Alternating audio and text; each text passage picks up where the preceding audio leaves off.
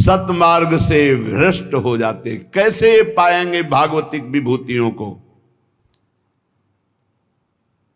जो दिव्य विभूतियां प्रकट होती हैं संतों में, साधकों में, योग को 8 अंग में वर्णन किया गया है, अष्टांग योग। उसमें सबसे पहला आता है यम, नियम। तो पहला यम, यम ही 5 प्रकार के होते हैं। अहिंसा, मन वाणी शरीर से किसी को दुख ना पहुंचाना। सत्य, वचन से सत्य, आचरण सत्य और मनन सत्य। जिसकी मन वाणी और आचरण एक होते हैं उसे योगी कहते हैं। जिसके मन में कुछ और, वचन में कुछ और, क्रियाएं कुछ और, वो भोगी होता है, संसारी। आस्ते, किसी के चोरी न करना।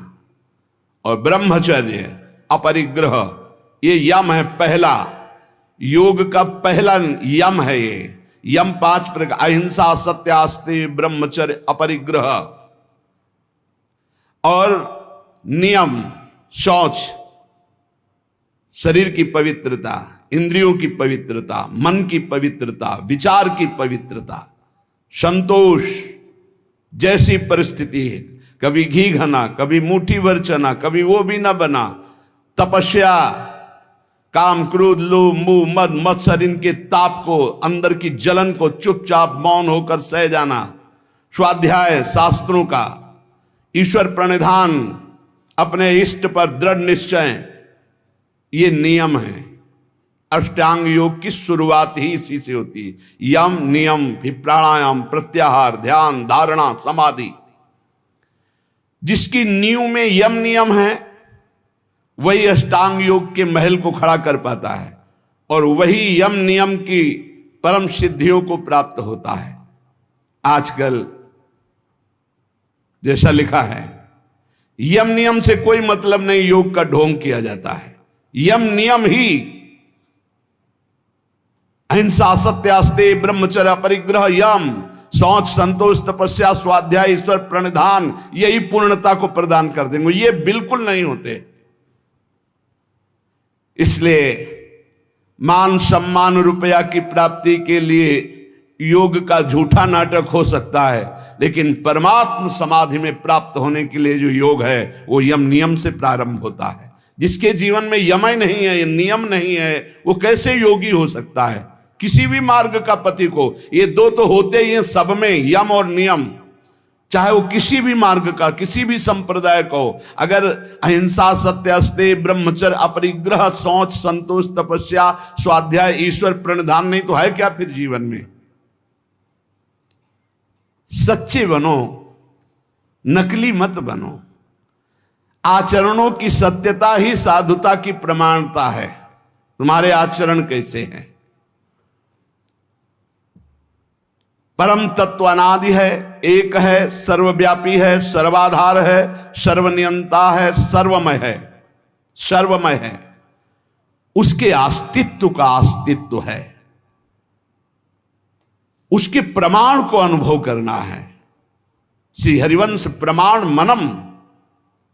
चेतना तो सब में, चेतनत्व रूप में परमात्मा विराजमान है। आनंद समुद्र सब में विराजमान, कौन डुबकी लगा पा रहा है? इसलिए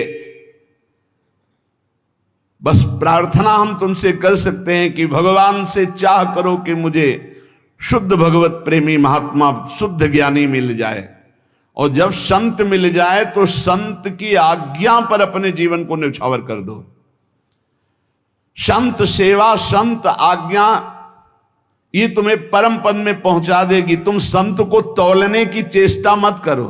तुम्हारे पास तराजू नहीं, कबाड़ तोलने वाले से सोना चांदी हीरा जवाहरात नहीं तोले जाते। तुम्हारी बुद्धि कबाड़ है जो त्रिगुण माया से युक्त है। त्रिगुणातीत स्थिति वाले महात्माओं को क्या जान पाओगे? संत जिससे तुलते हैं वो तुला ही तुम्हारे पास नहीं, वो तराजू ही नहीं है। श्रद्धा और भक्ति और विश्वास के द्वारा तुम उनके रहस्य को जब वो बताना शुरू करेंगे तब जान जाओगे। इसलिए केवल तुम आज्ञा पर रहो।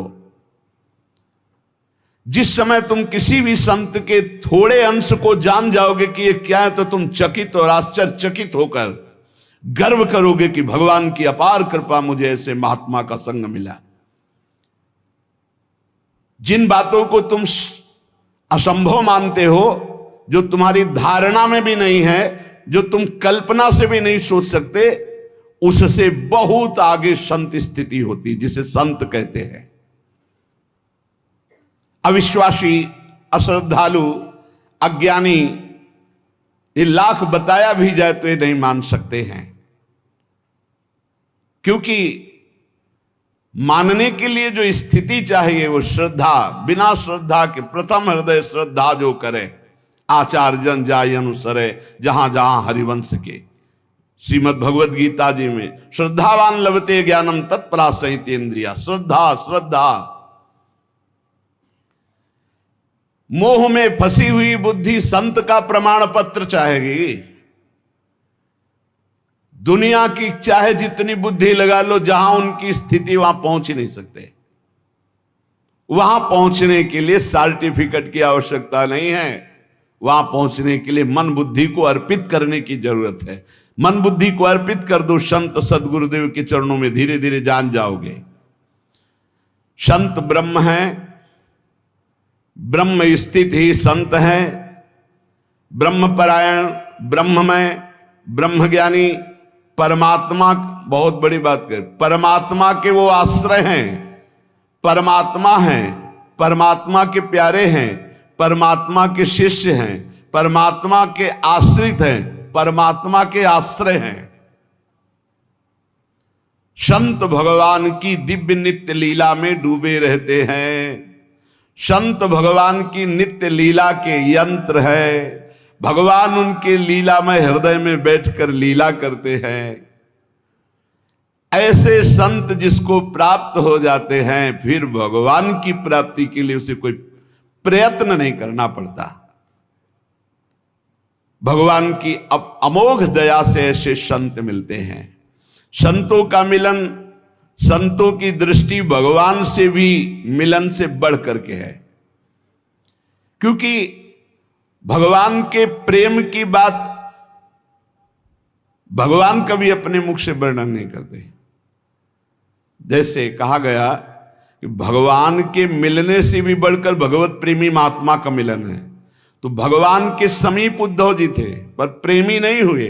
जब गोपी जनों से मिले तब प्रेमी हुए।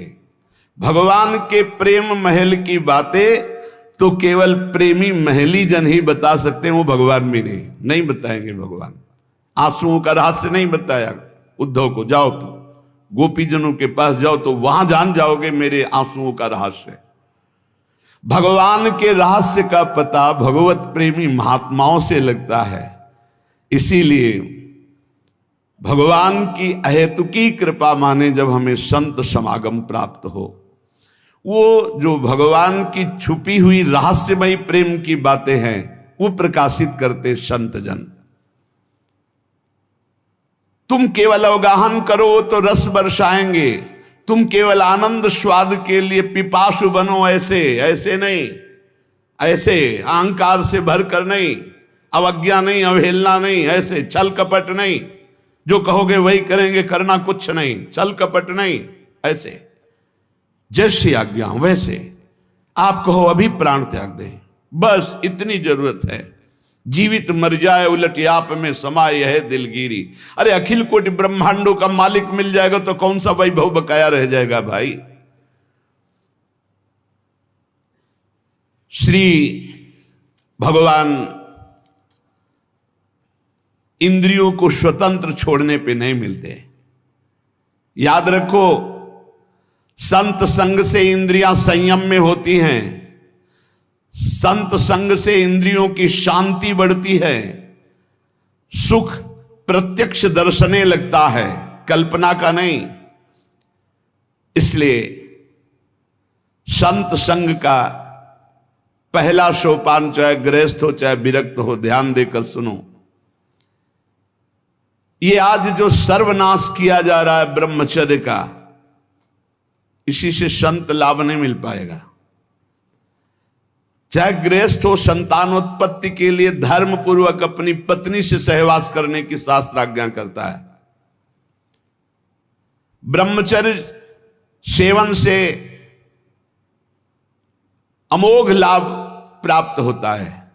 पहला, ब्रह्मचर्य सेवन से लाभ, संत संग का पहला लक्षण है आचरण की पवित्रता।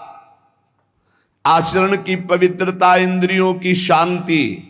इंद्रियों की शांति अर्थात ब्रह्मचर्य, प्रत्येक इंद्रिय का ब्रह्मचर्य। ब्रह्मचर्य से तत्काल प्रभाव बढ़ता है। क्या? स्मरण शक्ति। बहुत ध्यान देने की बात है। अगर आपको भगवत स्मृति में डूबना है तो आपको ब्रह्मचर्य का पोषण करना पड़ेगा, चाहे जो हो। इसके बिना स्मरण शक्ति आपकी काम नहीं करेगी। स्मरण शक्ति बहुत प्रवीण, एक बार जो सुन लिया उसका सैकड़ों बार मनन हुआ, मनन होकर उसके आगे धारणा शक्ति। जो ब्रह्मचारी नहीं, स्मरण शक्ति नहीं होगी, धारण करने की शक्ति नहीं होगी, खोखला जीवन हो जाता है। स्मरण शक्ति, धारणा शक्ति और संकल्प शक्ति। इतने बजे जगना है, इतना करना है, ऐसे चलना है, ऐसे सब होगा। और जब ब्रह्मचर्य नहीं तो चाहे 1000 बार संकल्प करो, तुम्हारे काम में नहीं आएगा। स्मरण शक्ति, धारणा शक्ति, संकल्प शक्ति, इच्छा शक्ति जिसे कहते, और उत्साह शक्ति और शरीर शक्ति, ये शक्तियां उसके अंदर प्रकाशित होती हैं जो ब्रह्मचर्य का पोषण करता है। स्मरण, धारण करना, जो संकल्प नियम ले उसका अक्षरशः पालन करना, और उत्साह बना रहना, और शरीर में स्फूर्ति रहना। ब्रह्मचर्य एक विलक्षण महाव्रत है। ब्रह्मचारी का सौंदर्य प्रस्फुटित होता है। एक नूर उसके चेहरे पे झलकता है जो ब्रह्मचर्य को धारण करता है। एक नवीन आकर्षण, बालवत चेहरा, एक आकर्षण होता है भागवती। और जिसका ब्रह्मचर्य पुष्ट होने लगता है उसके शरीर से सुगंध आने लगती है। सुगंध, जो भोगी पुरुष होता पास से निकल जाए तो दुर्गंध निकलेगी, और जो ब्रह्मचारी होगा तो उसके शरीर में सौरभ होगी। ब्रह्मचारी का एक एक रोम तेज से युक्त होने लगता है। चेहरे पर हर समय प्रफुल्लता, मुस्कान, उसका हृदय नंदन वन हो जाता है, आनंदवन। बिना किसी कारण की प्रसन्नता बनी रहती है। शरीर अगर किसी असाध्य रोग से युक्त है तो भी उसके विचार कभी रोगी नहीं हो सकते, विचार स्वस्थ रहता है। और जो ब्रह्मचर्य नष्ट करता है, स्मरण शक्ति नष्ट, धारणा शक्ति नष्ट, इच्छा शक्ति नष्ट, उत्साह नष्ट, शरीर शक्ति नष्ट, सिकुड़ा हुआ मुंह, खिन्न मुंह, देखने से ही लगेगा पता नहीं कितना बोझा लादे हुए बैठा है दिमाग में। पथ्यास्यायी व्यायामी स्त्रीस्तु जितात्मा नरो न रोगी स्यात्। रोगी कौन नहीं है? बोले जो सदैव पथ्य का भोजन करता है और मित भोजन, हित और मित, शरीर के अनुकूल, साधना के अनुकूल और थोड़ा भोजन करता है, पथ्यास्यायी। दूसरा व्यायामी, रोज सत्संग में घुमा घुमा करके, चाहे आप 15-20 मिनट ही करें, व्यायाम करें। 2-3 किलोमीटर आप दौड़ो, चलो बाहर दौड़ने के लिए, नहीं तो ऐसे यंत्र चल गए, ट्रेडमिल, ऐसे यंत्र चले हैं उसी में दौड़ लो, नहीं ट्रेडमिल तो दौड़ लगाओ। शरीर को एक बार पसीना पसीना करो, थोड़ी सी बैठक, थोड़ी सी डर, थोड़ा व्यायाम करो। ये साधना के लिए, भगवत प्राप्ति के लिए कह रहे हैं, कोई कुश्ती लड़ने के लिए नहीं कह रहे, ये जरूरी है। पथ्यास्यायी पथ्य का भोजन, मित भोजन करने वाला और व्यायामी। और स्त्रीषु जितात्मा, स्त्री शरीर है तो पुरुष की तरफ नहीं, पुरुष शरीर तो स्त्री की तरफ नहीं। जितात्मा, आकर्षित ना होना। नरो न रोगी स्यात्, उसे रोगी नहीं कहते, भले वह साध्य रोग से ग्रसित हो। और अगर ये नहीं है तो वो रोगी ही है। आज नहीं तो कल पता चल जाएगा कि वो रोगी है। साधना करने वालों के लिए इंद्रियों को पावन करना, इंद्रियों को संयम में रखना बहुत आवश्यक है। मन के गुलाम, इंद्रियों के गुलाम, स्वेच्छाचारी भोगों की दुर्दशा में पड़ा हुआ मनुष्य है आज। असंयमी मनुष्य का मन और मस्तिष्क, ध्यान से सुन लीजिए, असंयमी जो अपनी इंद्रियों मन को मनमानी लगाए हुए है, उसका मन और मस्तिष्क और हृदय सड़ा देते हैं, जीवन को सड़ा देते हैं। मन और इंद्रियों को संयम में रखकर भगवत चरणारविंद से नहीं जोड़ोगे, सड़ा देंगे तुम्हें। तुम्हारे अंदर ही इतनी सोच गलत कर देंगे, जलोगे। जो ब्रह्मचर्यहीन है, मनमानी आचरण करता है, ध्यान से सुनो। पहला लक्षण अशांत, दूसरा कहीं मन न लगना, अस्थिर चित्त, तीसरा अस्वस्थ, चौथा मलिन स्वभाव, हीन स्वभाव। किसी भी कार्य को कह दो सबसे पहले ना, उत्साहहीन, हर कार्य के लिए बोझा मानना, ना कर देना, सदा के लिए भय का डेरा पड़ जाना अंदर। ये देखो शास्त्र है, ये महापुरुषों के द्वारा लिखा हुआ, जिन्होंने अनुभव किया सबके मनों में अपने मन को मिलाकर। इंद्रियों का जो असंयम है वो हर तरह से मनुष्य को नष्ट कर देता है। लोग अंदर का सुधार नहीं करते। जहां जहां असंयम है वहां वहां अशांति है, दुख है, बेविचार है, संयम विहीन जीवन, शुष्क उदासहीन पशुवत जीवन है। पूर्ण ब्रह्मचर्य तो देश का, समाज का, आत्मा का, सबका परम लाभ, अपना परम लाभ।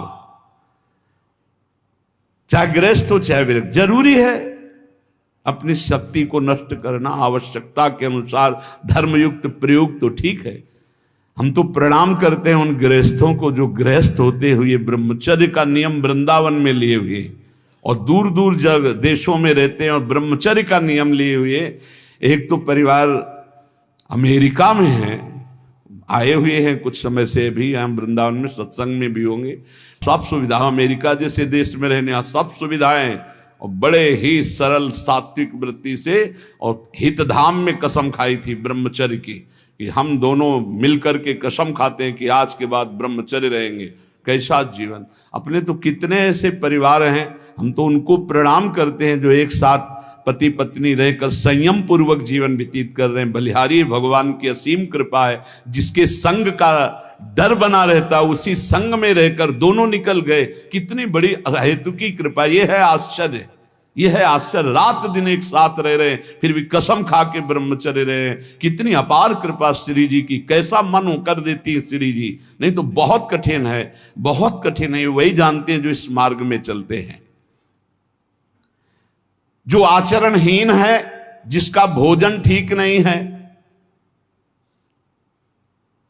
अब लाख बार कहा जाता है सतोगुण भोजन करो, सात्विक भोजन करो। बाजार का ये अमुक चीज आनी चाहिए।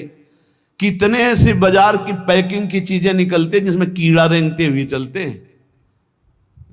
आप फिर पता नहीं कौन सी बुद्धि लोगों में फैल रही है कि घर का दाल रोटी बना करके नहीं खाएंगे, बाजार का आना, ऑनलाइन आना चाहिए। ऑनलाइन में हो जाओगे, हाँ ऑनलाइन में ही चले जाओगे। बहुत समझो सावधान, खान पान, नहीं तो ऑनलाइन में बुद्धि घूमेगी। श्री जी में चित्त लगाने के लिए थोड़ा ऑनलाइन से हटो, थोड़ा सा अपने चित्त को सुधारो।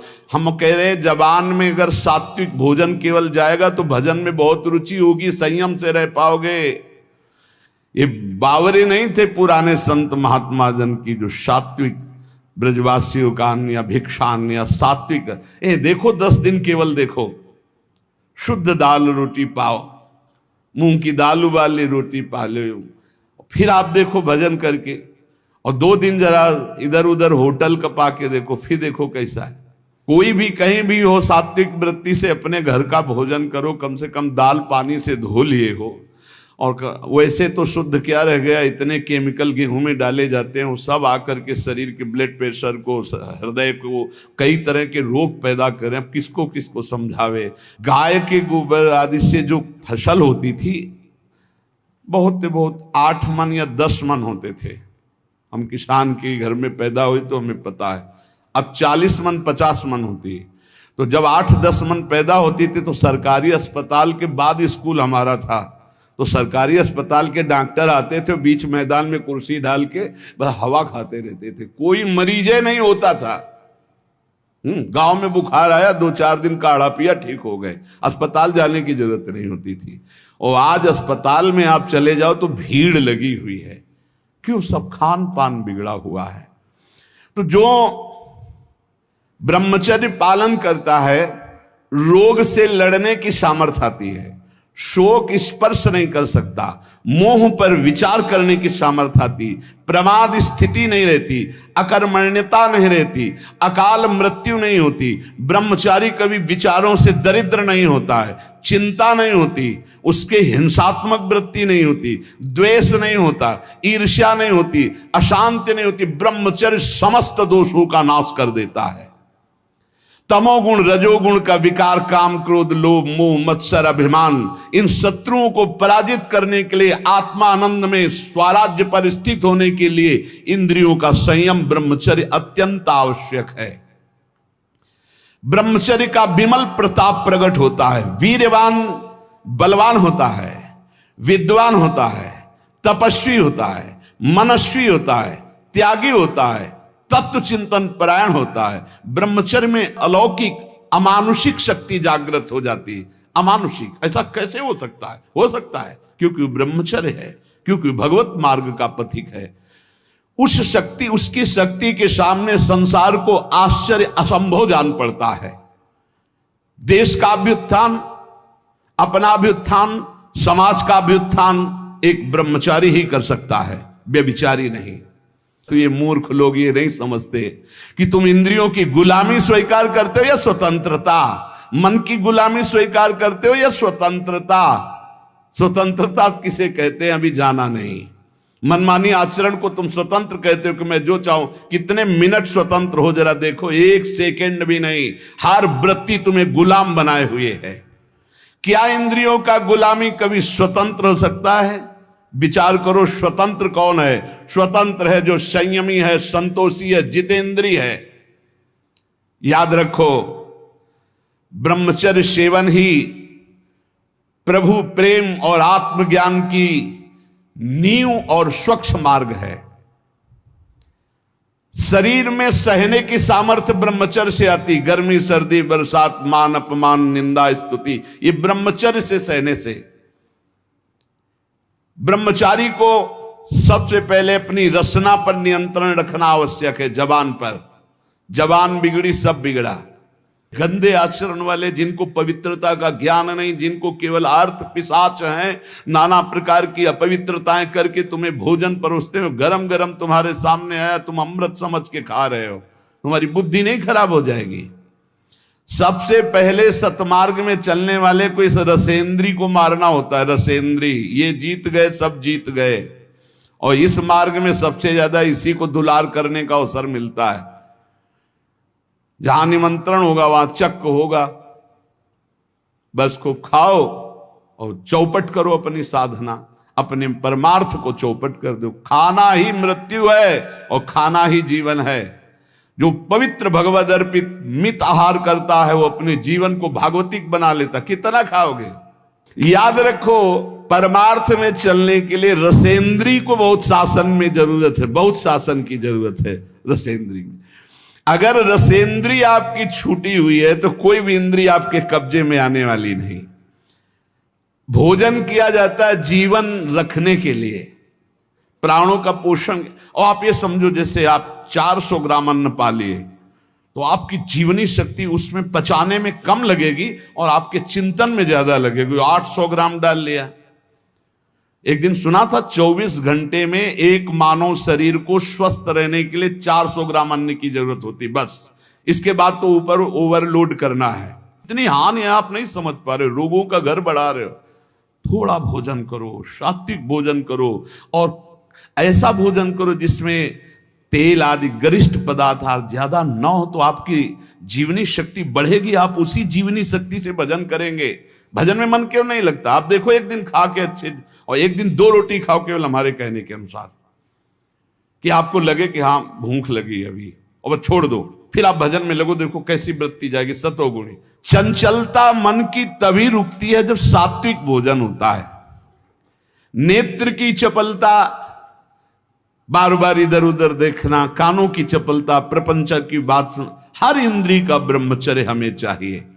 तो बहुत लाल मिर्च वाला गर्मा गर्म, ये ब्रह्मचर्य के लिए सब हानिकारक। उत्तेजक भोजन नहीं, उत्तेजक दृश्य नहीं, उत्तेजक बातें नहीं, तभी संयम से चला जा सकता है। प्रतिदिन एकाग्रता पूर्वक कुछ सदग्रंथों का स्वाध्याय सबको करना चाहिए, सत्संग सुनना चाहिए, परम पवित्र महाभागवतों के चरित्र पढ़ने चाहिए, सरलता पूर्वक विश्वेश्वर भगवान की प्रार्थना, उनका नाम जप करना चाहिए। केवल ऐसे संयम से चलने से सबकी उन्नति का भाव जागृत हो जाता है, निस्वार्थ भाव जागृत हो जाता है। पूरे जगत का मंगल वो कर सकता है जो संयमी है। जो संयमी नहीं, वो दीन दुखी अपनी इंद्रियों के पोषण भरण में लगा रहता है। याद रखो, सच्चित आनंद स्वरूप परमात्मा की प्राप्ति ही तुम्हारा लक्ष्य है। वो अमृतानंद शांत समुद्र तुम्हारे हृदय में है। तुम्हें लगना पड़ेगा इस मार्ग में, तुम्हें प्रयत्न करना पड़ेगा। वो प्रयत्न गुरु कृपा से, भगवत कृपा से है, ये मानना होगा, नहीं तो अहंकार हो जाएगा। नमा ऋषिभ्या पूर्वजेभ्या पूर्वेभ्या पथिकृतभ्या, ये महामोह में ज्वाल में मैं उन ऋषि मुनियों को नमस्कार करता हूं जिन्होंने हमको ये मार्ग पूर्व में अनुभव करके बताया है। देखो, जैसे तुम्हारे मन की क्या वृत्ति है ये जानना हो, पूरे जगत के मन की क्या वृत्ति है ये जानना हो, तो थोड़ी देर मन को किसी विषयी पुरुष में तदात्म किया जाता है, फिर उसकी जो मन की तरंगे हैं वो सब मन में आती, तब होता है अच्छा ऐसी स्थिति। तो लगता है महात्मा लोग कैसे जानते बिना अनुभव किए? संसार का तो अनुभव नहीं किए, इनको तो संसार का अनुभव, फिर जानते कैसे? वो तुम्हारे मन में जानते हैं। तुम्हारे मन में जो चल रहा, मन को मन में मिलाया और 1 मिनट में सब जान लिया। और वो फिर जब बोलते तो हाँ हाँ ऐसा ही चलता है, ये तो आश्चर्य की बात है, तो ये तो हमारे मन की बात है, क्योंकि तुम्हारे ही मन की बात वो जान करके बोल रहे हैं। जो संतों पर श्रद्धा और विश्वास करता है उसी का कल्याण होता है। और आप कहते हैं संत समान भाव से सबका कल्याण करते हैं। मुझे इस बात पर दोष दिखाई दे रहा है। प्रश्नकर्ता तो यहां उत्तर दे रहे हैं कि श्रद्धा और प्रेम की कमी के कारण यद्यपि संतों की सब पर बराबर कृपा होती है, पर जिसके श्रद्धा और विश्वास की कमी होती है तो वो दोष ही देख पाता है, संतों पर गुण दर्शन नहीं कर पाता। जैसे सूर्य बिना किसी पक्षपात के सबको समान प्रकाश देते हैं, पर दर्पण में प्रतिबिंब पड़ता है और सूर्यकांत शीशा में भी सूर्य का प्रकाश पड़ता है, तो दोनों में अंतर है। दर्पण में केवल एक चमक भर आएगी और सूर्यकांता शीशा में आग पैदा हो जाएगी। उसके ऊपर आप कागज कुछ रखो, आग पैदा कर देगा। ऐसे ही कोई इसमें सूर्य का दोष नहीं कि उस दर्पण में कम प्रकाश दे रहे हैं, उसमें ज्यादा दे रहे हैं। इसी प्रकार संत बराबर कृपा करते हैं, पर श्रद्धा और विश्वास जिसमें संतों के प्रति है वहां ज्यादा कृपा प्रकाशित हो जाती है। और जो कम श्रद्धा वाले होते हैं उनको कम लाभ मिलता है, और जो बिल्कुल श्रद्धा नहीं है तो उनको लाभ ही नहीं मिल पाता है।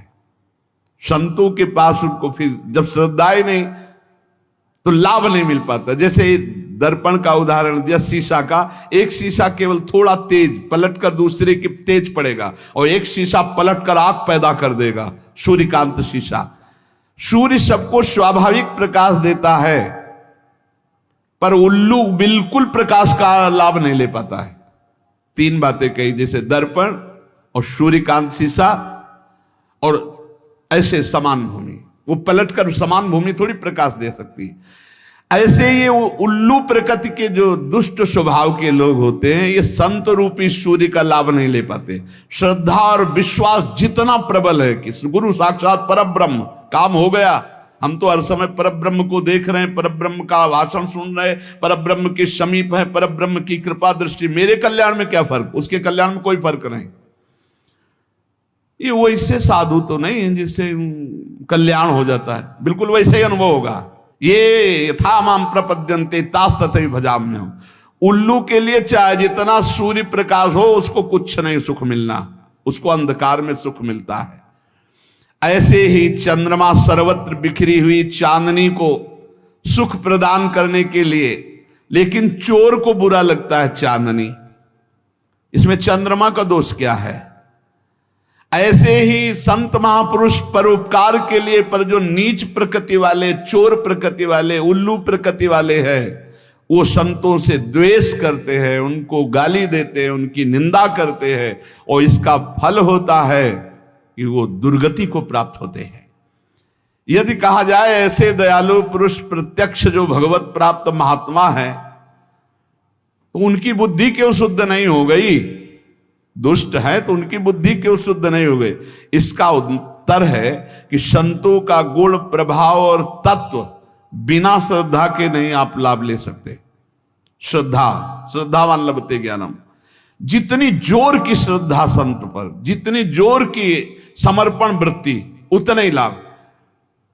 जब श्रद्धा होती ना तो हम अपनी तरफ जब देखते तो लगता है आह निहाल हो गए, आज हमको देखा, आज हमारी तरफ मुस्कुराए, आज हमसे बात किया, अरे आज तो हमारे ऊपर सर पे हाथ रख दिया, अरे हम तो निहाल हो गए। श्रद्धा अपनी निष्ठा परिपक्व करे।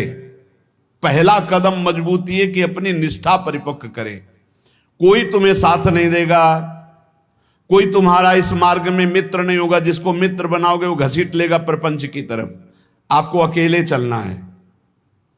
आज तक का पूरा खुद का अनुभव है, इस मार्ग में अकेले चलना है।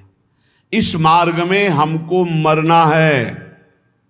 जीवित मर जाए उलट आप में समा यह है दिलगिरी। हर समय कष्ट, एक मिनट का कष्ट, हर समय का कष्ट, पूरे जीवन का कष्ट। मृत्यु जब तक नहीं होगी तब तक का कष्ट। लेकिन उस कष्ट से ना उदास, ना निराश, ना हताश, पूरे जीवन की बात है। जब साधक पहले पड़ाव में दृढ़ हो जाता है, पहला पड़ाव यही है, सुख की तरफ आकर्षित नहीं होना, दुख से हमें मुख नहीं मोड़ना, तब उसे साधकों को सत्संग मिलता है, शुद्ध संत संग। उस संत संग से शुभेच्छा जागृत होती है, मुझे भगवत प्राप्ति करनी है। पहला पड़ाव तुम्हें सुख घसीटेगा, कदम नहीं बढ़ा देना सांसारिक सुख की तरफ। दुख तुम्हें भयावह लगेगा, कदम उसी की तरफ बढ़ाना। यह है भगवत प्राप्ति के मार्ग का पहले साधक का कदम। पकड़ो, सुख घसीटेगा, सुविधाएं घसीटेंगी, सुख सुविधा की तरफ कदम नहीं बढ़ाना। दुख घसीटेगा, भयावह दिखाई देगा, चलो दुख की तरफ चलो। और जिसने दुख की तरफ कदम बढ़ा दिया भगवत मार्ग में, वो महासुख को प्राप्त हुआ। दूसरा उसको क्या संत संग मिलता है, विशुद्ध संत संग। उससे शुभेच्छा जागृत होती, अशुभ कर्मों का त्याग और भगवत प्राप्ति की प्रबल इच्छा। ऐसे पुरुष को प्रापंचिक रिश्ते नातेदारों से बैठकर बात करना, ये सब कुछ अच्छा नहीं लगता। पहला पड़ाव, भोगों की सुविधा मिलेगी उसकी तरफ से ना बोलना है। दुख है परमार्थ में, ये दिखाई दे रहा है आपको, लेकिन दुख नहीं, महासुख है। जैसे संसार में सुख है, ये दिखाई दे रहा है, लेकिन ये भगवान कह रहे हैं दुखालय है, इधर सुख नहीं है। परमार्थ में दुख दिखाई दे रहा है, लेकिन इधर महासुख है, इधर कदम बढ़ाओ परमार्थ की तरफ। दूसरा, जे ही कदम बढ़ाओगे तो सच्चे संतों का संग मिल जाएगा, पहचान, शुभेच्छा जागृत हो जाएगी, पापाचरणों का त्याग और भगवत मिलन की, शुभ कर्मों की अंदर प्रबल इच्छा जागृत होगी। तीसरा, उसे बद्ध पुरुषों का संग अच्छा नहीं लगेगा। ये रिश्तेदार, नातेदार, सांसारिक भोगों में फंसे हुए लोग, ये अच्छा नहीं लगेगा। भले वो संसार के बीच में रह रहा है, लेकिन उसको इनसे प्रपंच की बातें करना, संसार के लोगों की, रिश्ते नाते की बातें, ये अच्छा नहीं लगता। आंतरिक जब मन का आकर्षण भोगों की तरफ होता है, उस भोगों से मन को जलाते हुए परमार्थ की तरफ चलना है। क्या जाने संसारी पुरुष, इनको तो जब जो इच्छा हुई सो भोग लिया, ये क्या जाने चढ़ाई को, ये तो खिसकते हुए गए नरक की तरफ। और वो जब साधक संभल कर चलता है, तब इनको लगता है नहीं नहीं, परमार्थ में इतनी ऊंचाई पर नहीं, भ्रष्ट करने के लिए वो उपदेश देते। तो बद्ध पुरुषों का संग ऐसे साधकों को अच्छा नहीं लगता, उसको अच्छा लगता है भगवत प्रेमी महात्माओं का संग, भगवत मार्ग की चर्चा करने वाले, कैसे हम माया पर विजय प्राप्त करें, कैसे भगवान से अनुराग प्राप्त करें। सजाती संतों का संग अच्छा लगने लगता है, और उसमें संतों के प्रति जो भाव आया, उससे सद्गुणों की वृत्ति बढ़ने लगती है। सद्गुण जो भगवान को प्रसन्न करे, सद्गुण जो भगवान की प्रीति प्रदान करें। प्रपंच से पूरा मन हट जाता है उस साधक का। चौथी स्थिति आई, प्रपंच से पूरा मन हट जाता, बिल्कुल अच्छा नहीं लगता। जैसे स्वप्न झूठा, ऐसे संसार झूठा दिखाई देने लगता है। उमा कहूं मैं अनुभव अपना, सत हरि भजन जगत सब सपना। तब उसका हृदय, बहुत ध्यान देने योग्य, भगवान अपनी तरफ घसीटने लगते हैं। इतनी स्थिति के बाद ये संयोग वही बनाते हैं। श्री तुकाराम जी कहते हैं, फिर चित्त ऐसा घसीटते हैं, देव वसे ज्याचे चित्तिम त्याची घड़ावी संगति। ऐसा चित्त घसीटा कि अब तड़पड़ाहट प्रकट हो गई, व्याकुलता प्रकट हो गई, भगवत मिलन की चाह की। फिर भगवान सिद्ध सदगुरुदेव की समर्पण वृत्ति करवाते हैं। इसके बाद, इतने के बाद सिद्ध सदगुरुदेव की समर्पण वृत्ति कराते हैं। और जहां सिद्ध सदगुरुदेव की समर्पण वृत्ति हुई, उसके आचार, विचार, चिंतन सब उसी कोटि होने लगे। महापुरुषों का प्रभाव होता है कि बहुत कम समय में, जो हजारों वर्ष की साधना से नहीं होता, कम समय में परिवर्तन प्रारंभ होना शुरू हो जाता है। उसमें वो सब सामर्थ्य आने लगती, वो सद्गुण आने लगते हैं, जिससे वो प्रभु को रिझा सके। ये बातें कभी नहीं होनी चाहिए वैष्णव में।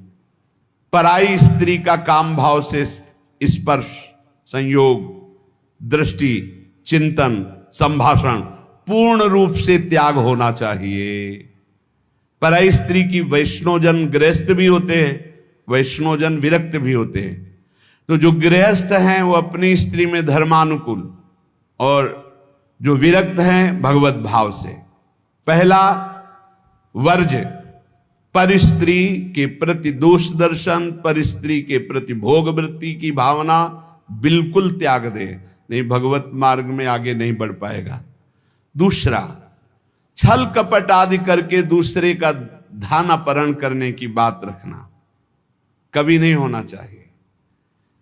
दिखावा करके, दंभ करके, पाखंड करके, किसी भी तरह से दूसरे से धन ऐंठने की इच्छा रखना, फिर आप वैष्णव पद्धति में फिसल जाएंगे, आगे नहीं बढ़ पाएंगे। तीसरा, किसी की भी निंदा करना नहीं करना है। पर निंदा बिल्कुल ना सुननी है ना करनी है। अगर वैष्णव धर्म में स्थित रहना है, परम आनंद प्राप्त करना है, पहला नियम किसी भी माता बहन के प्रति काम भाव नहीं। दूसरा नियम किसी के भी धन को किसी भी तरह से ठगाई ना करे। तीसरा, पर निंदा ना सुने ना पर निंदा करे। चौथा, जो संतों ने भोजन निषेध किया वो नहीं करना चाहिए। मांस, मद्य, मछली, अंडा और जैसे प्याज लहसुन, इनको त्याज्य। प्याज लहसुन तमोगुणी है, तमोगुणी होने के कारण इसका त्याग किया गया है। वो अंदर से भजन की वृत्ति छीण करता है, तुम जान नहीं पाओगे, इसीलिए संतों ने अनुभव करके इसका त्याग किया। प्याज लहसुन निषेध है केवल तमोगुण के कारण, वो तमोगुण की वृत्ति बढ़ाता है। तमोगुण जो है निद्रा, आलस्य, प्रमादोत्थम तत्तामस मुदाहृतम, भजन में निषेध है, इसलिए निषेध किया गया है। और मद्य, मांस, मछली, अंडा ये तो बिल्कुल निषेध किया गया है। वैष्णव होकर अगर इनकी तरफ या भक्त होकर जरा भी ऐसी दृष्टि रखता है तो पाखंडी है, वो भक्त नहीं है जो ऐसे जीवों को कष्ट देकर अपना उदर पोषण करना चाहे। पांचवा, वर्ज में मन से, वाणी से, शरीर से किसी की हिंसा न करे। ये काया वाचा मानुषा अगर किसी को दुख देता है तो भगवत मार्ग में नहीं चल पाएगा। इसलिए भगवत मार्ग पुष्ट करने के लिए स्वयं कष्ट सहे, दूसरों को कष्ट न दे।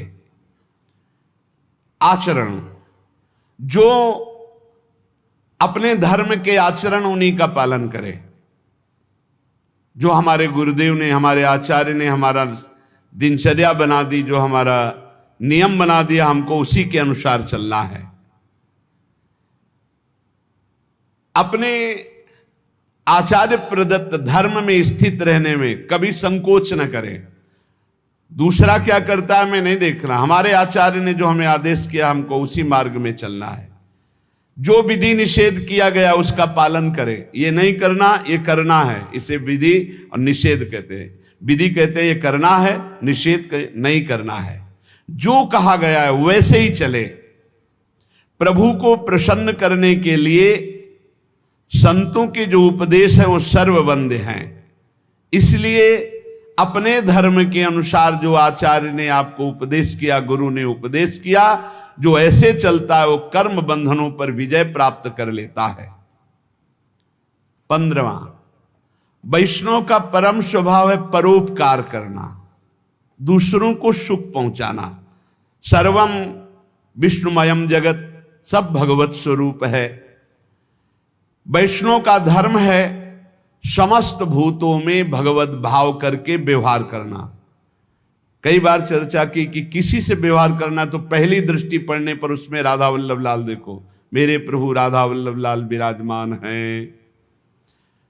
अगर भगवत भाव नहीं किया तो पुण्य क्रिया भले हो जाए, वो भगवान की प्राप्ति कराने वाली क्रिया नहीं। इसलिए अच्युत भावना विहीन कर्म का ज्यादा महत्व नहीं। भगवत भावना युक्त किसी से भी कुछ भी। परोपकार ये बहुत बड़ा धर्म है। कोई बीमार है, कोई कष्ट में है, कोई वृद्ध शरीर है, हमें अवसर मिले तो हमें सेवा करनी चाहिए। अगर हमारे पास अर्थ है, कोई बीमार है, वो अर्थ की अव्यवस्था कारण सही औषधि नहीं उसकी हो पा रही, हमें कूद पड़ना चाहिए, हमें सहयोग करना चाहिए। धन की सार्थकता है इसी बात में कि दूसरों को हम सुख प्रदान कर सके। परोपकार सबसे बड़ा धर्म है। परहित सरिस धर्म नहीं भाई, पर पीड़ा सम नहीं अधमाई।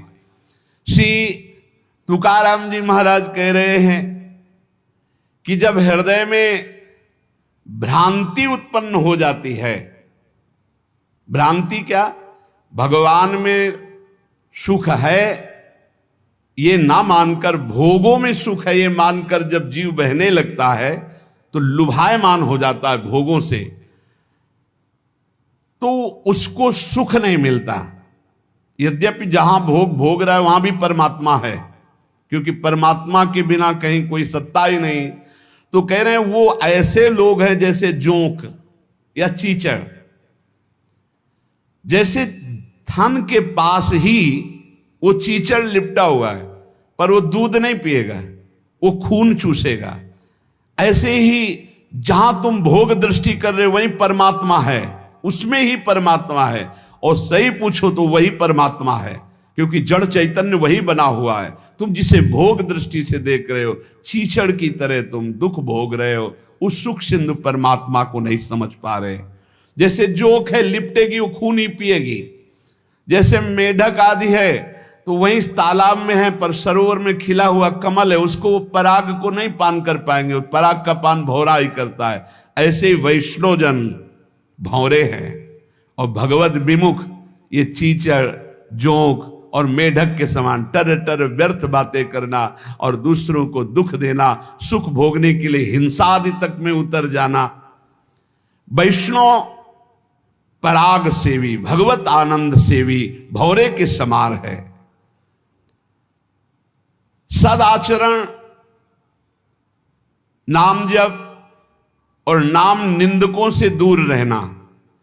जो भगवान के नाम की निंदा करते हैं, ये जोंक हैं, ये खून पिएंगे, ये चीचड़ हैं, दूध नहीं पिएंगे, परमानंद नहीं भोगने वाले, ये नाना प्रकार के क्लेश भोगने वाले। ऐसे लोगों से दूर रहो जो भगवान की निंदा करते, भगवान के नाम की निंदा करते, भगवत मार्ग की निंदा करते, वैष्णवों की निंदा करते हैं। भगवान का नाम एक नौका है। जो भगवान का नाम जपता रहता है मानो सुदृढ़ नौका में बैठा हुआ है। बिल्कुल चिंता मत करो, आप नाम जप करो, निश्चित आपको भगवत प्राप्ति हो जाएगी। श्री तुकाराम जी कहते, भव सिंधु के पार ले जाने वाली सुदृढ़ नौका नाम है। बस बैठ गए नाम में तो अब किसी की मत सुनो, ये आपको पार कर देगी। और तो और की बात रे, गोस्वामी जी कह रहे, नाम लेत भव सिंधु सुखाही, करहु विचार सुजन मन माही। नाम लेते भव सिंधु सूख जाएगा, है ही नहीं जहां पार होना हो। खूब नाम जप। ये देखो बड़े बड़े महापुरुषों की बातें हम इसलिए खोज खोज कर आपको सुनाते हैं, आपका दृढ़ विश्वास हो जाए। नाम एक सुदृढ़ नौका है। जो खूब नाम जप करता है वो सुदृढ़ नौका में बैठा हुआ भव समुद्र पार हो रहा है। बिल्कुल किसी की बात मत सुनो। बड़े बड़े सिद्ध महापुरुषों के जीवन चरित्रों को पढ़ के देख लो, केवल भगवान नाम से ही सिद्ध हुए हैं। जितने भी उच्च कोटि के महापुरुष हुए, तुकाराम जी सदैव भगवान के धाम को गए। जितने भी महापुरुष हुए आप उनके चरित्रों को पढ़ के देखो, आपको नाम मिलेगा। नाम जीवन में नाम जितना उतने ही वो महापुरुष हुए। बीज पेड़ से ही प्रकट होता है, पर पेड़ बीज से ही प्रकट होता है। बताओ भाई, बीज फूटता है तब पेड़ प्रकट होता है और पेड़ से ही बीज प्रकट होता है। तो पहले क्या हुआ? बड़ा विचित्र है। ऐसे ही नाम से नामी प्रकट होता है और नामी से ही नाम प्रकट होता है। निर्णय करना कौन बड़ा है, को बड़ छोट कहत अपराधु। तुकाराम जी कहते हैं, पेड़ के पेट में बीज है तभी तो फल रूप में आकर फिर बीज बनता है, और बीज के पेट में पेड़ समाया हुआ है। ऐसे ही भगवान में नाम विराजमान है तभी परिचय होता है, और नाम में भगवान विराजमान है तभी दर्शन होता है। नाम को पकड़ लो। निर्णय करना बड़ा मुश्किल है कि पहले पेड़ कि पहले बीज, क्योंकि बीज के बिना पेड़ नहीं और पेड़ के बिना बीज नहीं। कैसे पर निर्णय कर पाओगे? बोले पेड़ बड़ा, तो बोले बीज के बिना पेड़ कहां से आ गया? तो बोले बीज बड़ा, तो बोले पेड़ के बिना बीज कहां से आ गया? बीज के बिना पेड़ नहीं, पेड़ के बिना बीज नहीं। तो पहले कौन? पहले कौन हुआ? पेड़ हुआ कि बीज हुआ? निर्णय करना मुश्किल है। इसलिए सर्वलोक महेश्वर भगवान का नाम बीज है और भगवान पेड़ है। ऊर्ध्वमूल मधा शाखा मस्वत्तम प्राहुरभ्यम, गीता जी में कह रहे, उसी पेड़ का बीज है नाम, और उसी नाम का, नाम के पेट में पूरे के पूरे भगवान के ज्ञान वैराग्य भक्ति रूप लीला सब समाया हुआ है। बीज है भगवान का नाम। श्री तुकाराम जी कह रहे हैं, पंडित हो या बालक हो मूर्ख हो या विद्वान हो, जो नाम को पकड़ लेता है वो सब ज्ञान प्राप्त कर लेता है। सब ज्ञान, बात पकड़ लीजिए। पहले मास्टर जैसे बालक को हाथ पकड़ करके लिखवाता है काखा गाघा, फिर एक दिन वो पूरा का पूरा शब्द पढ़ लेता है। ऐसे प्रारंभ में गुरुदेव साधन बताते हैं, बहुत ही कड़वा लगता है, लेकिन जब वो तो सब ज्ञान उसके अंदर जागृत हो जाता है, सब वैराग्य भक्ति सब अंदर जागृत हो जाता है। क्या जुगनू कभी सूर्य की तेज की समानता कर सकती है? अन्य जितने साधन है सब जुगनू वो भी चमकते हैं, और सूर्य है नाम, नाम की समानता कोई अन्य साधन नहीं कर सकता। इसलिए सूर्य स्वरूप भगवान के नाम का निरंतर गाय, अन्य साधनों की तरफ दृष्टि मत दो। अखिल जगत महासुख से पूर्ण नजर आएगा जिस समय निरंतर नाम चलेगा। लीला मात्र भगवान का ये माया क्षेत्र है, एक लीला मात्र। ऐसे तर जाओगे तुम्हें समझ भी नहीं पड़ेगा, सुख पूर्वक संसार से तर जाओगे। इस माया जाल से समाप्त होने के लिए तुकाराम जी कह रहे हैं, केवल मुख से तुम नाम उच्चारण करो, भवबंधन अपने आप छिन्न भिन्न हो जाएगा। केवल नाम उच्चारण करो। ये बड़े बड़े महापुरुषों के वचन हैं। भव सिंधु से पार हो जाओगे बिना प्रयास के, सुख पूर्वक यदि नाम जप करोगे। नाम जप की रुचि और बढ़े, इसीलिए ठाकुर सेवा का सौभाग्य मिला है। जैसे जैसे हृदय पवित्र होगा अपने आप नाम जप स्फुरित होने लगता है। तो जब ठाकुर सेवा का तुम्हें अवसर मिले तो जरूर दौड़ भागो, क्योंकि वो नाम जप में प्रीति बढ़ाएगा। ठाकुर सेवा, श्री जी की सेवा, ये तुम्हारे भजन की वृद्धि कर देगी। इसमें कभी ऐसा मत सोचो कि एकांत में बैठकर अगर मैं नाम जप करता तो ठीक था, ये हमको तो सेवा में लगना। सेवा से नाम जप की प्रीति और बढ़ती है। अगर देवालय में सेवा मिले या अपनी कुटिया में ठाकुर सेवा विराजमान करके मिले, देखो भाट की तरह उनकी स्तुति करो और तुच्छ नीच भाव रखकर अपने को उनकी सेवा में लगा दो, तो तुम्हारे हृदय में नाम सतत चलने लगेगा। जैसे सूतमागध बंदी जन राजा का गुण गाते हैं, ऐसे दैन्य होकर के प्रभु के गुण गाओ।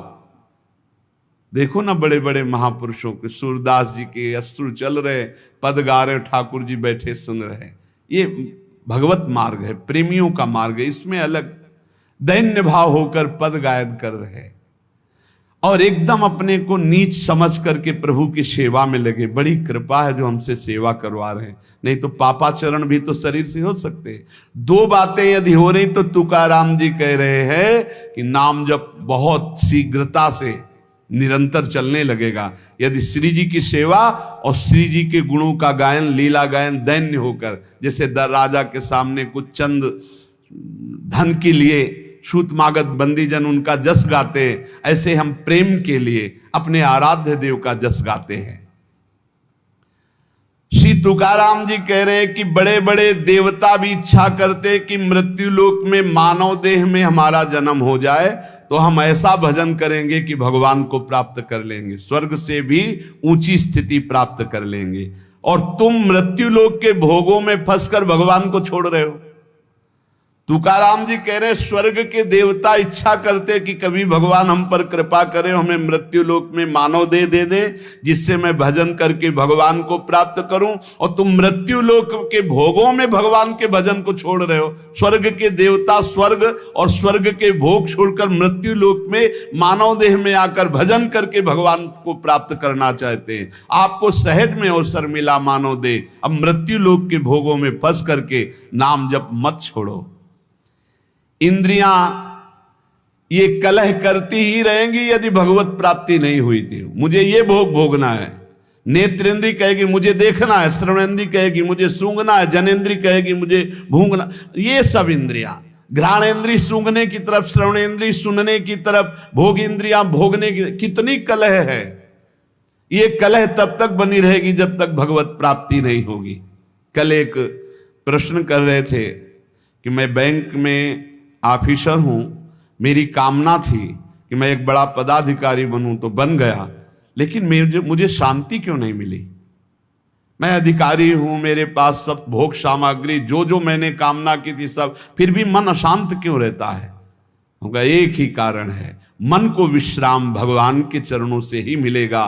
तब लग कुशल न जीव को, सपने हो मन विश्राम, जब लग भजत न राम को, शोक धाम तज काम। कह रहे हैं यहां तुकाराम जी, इंद्रियां परस्पर कलह करती रहेंगी जब तक भगवत साक्षात्कार नहीं होगा। जब इंद्रियों में अशांति, मन में अशांति, तो तुम्हें शांति का कैसे अनुभव हो जाएगा। देखो, बहुत ज्ञान की बात, तुम शरीर के रोम गिन सकते हो, लेकिन भगवान की विभूतियों को नहीं गिन सकते।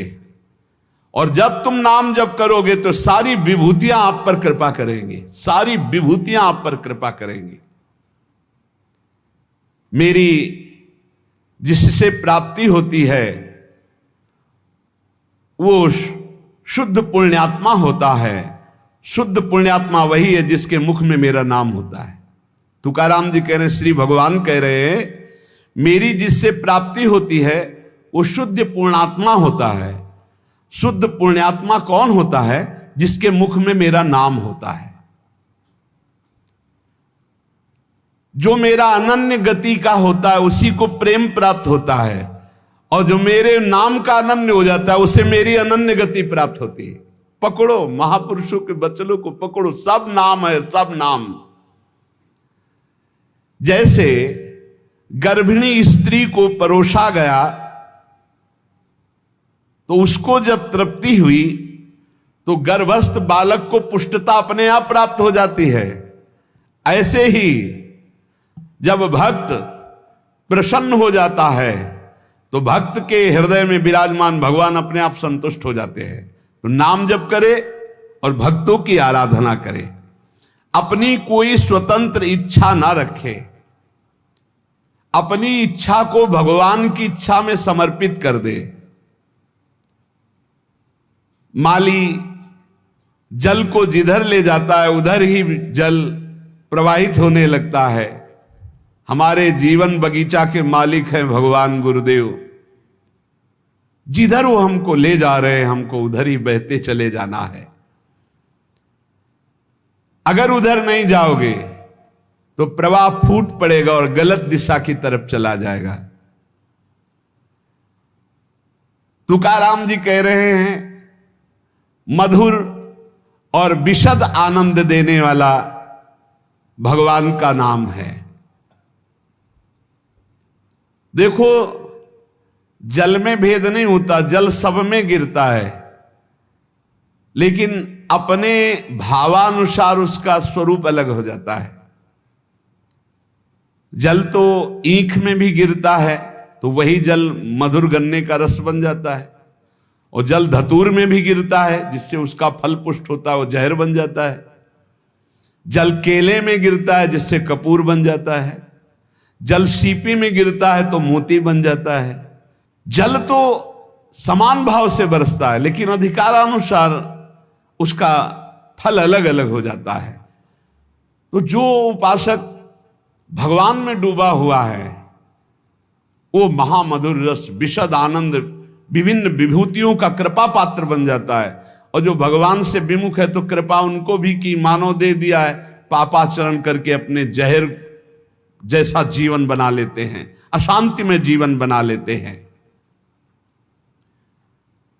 चित्त मगन होकर के जब नाम गुणगान करता है, जब वाणी कंठ अवरुद्ध होने लगता है, शरीर में रोमांच हो जाता है, आंखें अधकुली और अश्रु वर्षा होने लगती है, शरीर में आनंद की लहर तरंगायमान होकर कंपायमान शरीर को कर देती है, ऐसा जब सुख प्रकट होता है तो जीव की जीव दशा नष्ट हो जाती है और वो भगवत स्वरूप हो जाता है। बनावटी नहीं, स्वाभाविक ये स्थिति। जब नाम गुण कीर्तन करते हुए ऐसी मस्ती छाती है, आपाद मस्तक, शरीर के चरण से लेकर मस्तक तक रोमांच हो गया, आंखें अध खुली हैं, चेष्टा रहित है, आनंद जल अश्रु रूप में बरस रहा है, और ऐसी लहर आनंद की उठ रही कि शरीर कंपायमान हो रहा है। महासुख अलौकिक रस जब प्रकट होता है ऐसा, तो जीव की जीव दशा नष्ट हो जाती है और अपने स्वरूप में स्थित हो जाता है।